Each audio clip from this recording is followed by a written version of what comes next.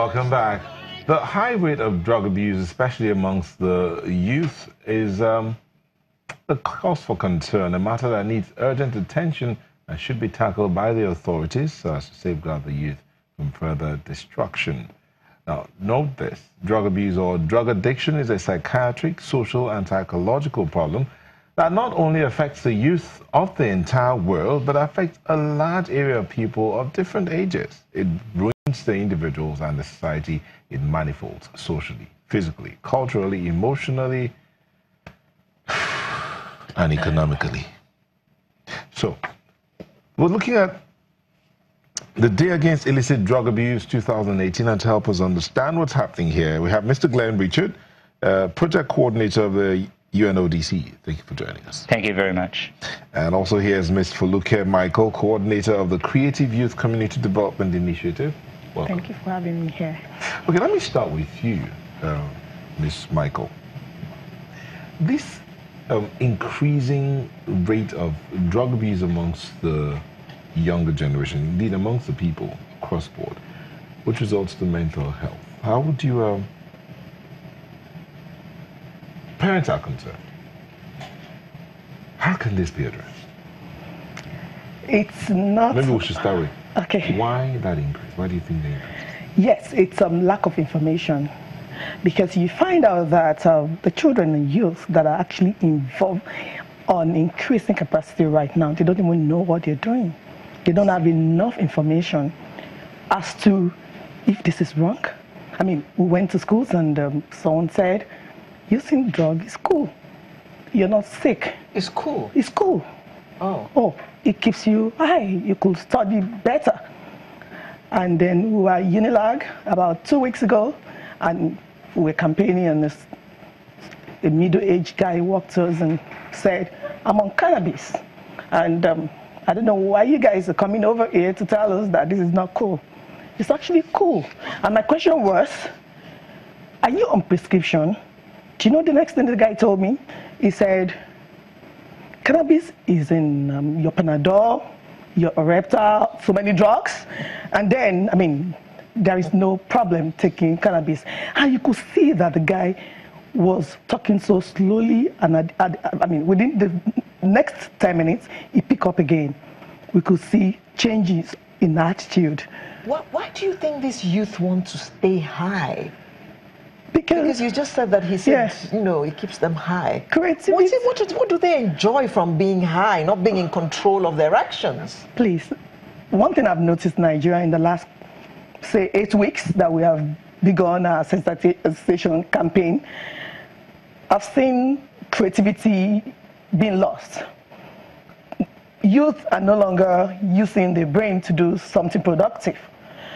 There are a lot of things going on in Nigeria. They've carried Nigerian problem like, after all, there's no light. I mean, creativity is no longer being channeled to the right quarters, and they have idle time. Then something must keep them busy. And of course, peer pressure. Being high keeps them busy. Yes. And it's not just about codeine, tramadol. A lot of other drugs are in the system. Unimaginable names that it's on circulation. It's killing, it's bad. The government must do something right now because it's really worse than you think. Children are now involved in this menace of drug abuse. But how can children afford to buy these drugs? 50 naira. Oh, is that all it costs? So less than 50 naira. The drugs that are on circulation is not just the one on across the pharmacy alone, but there are other names that maybe cost nothing, like construction workers sniffing into septic tank. It costs nothing, and then it's on the construction side. Sniffing what? Yes. There are some you call like crude oil mixture of certain elements that they don't even know causes any damages to their health, and it's being taken, and it takes, I mean, it costs less than 50 naira to have that mixed together. Yeah. And I read a whole lot of names in the European Union leaflet that was actually produced for this process, and I was wondering if this is really existing. But like I said earlier, in the last 8 weeks, I've seen a whole lot of drugs, names, and they are in circulation. It's bad. Yeah, really Mr. bad. Prichard, once upon a time we said that Nigerians didn't use drugs because they couldn't afford to use them. But from what she's saying now, there's so many cheap ones available. Yes, definitely the availability of drugs is an issue, and supply reduction is an important part of any strategy in relation to it. But that has to be balanced with drug demand reduction. There has to be look at the underlying reasons why people are using drugs and balance it against supply reduction. Supply reduction is designed to make drugs less available and therefore out of reach of the common population. That hasn't worked in effect in Australia or globally. Supply reduction by itself, it needs to be balanced with drug demand reduction. There's a lot of risk. When we look at why people use drugs, we look at the protective factors and then the risk factors. And why people use drugs is a complicated issue. But if the risk factors outweigh the protective factors, that is usually when it happens. So risk factors such as poverty, such as poor family environment, poor social environment, poor school environments, things like that. Isn't that a contradiction? I mean, you are poor, and yet you can afford to use drugs.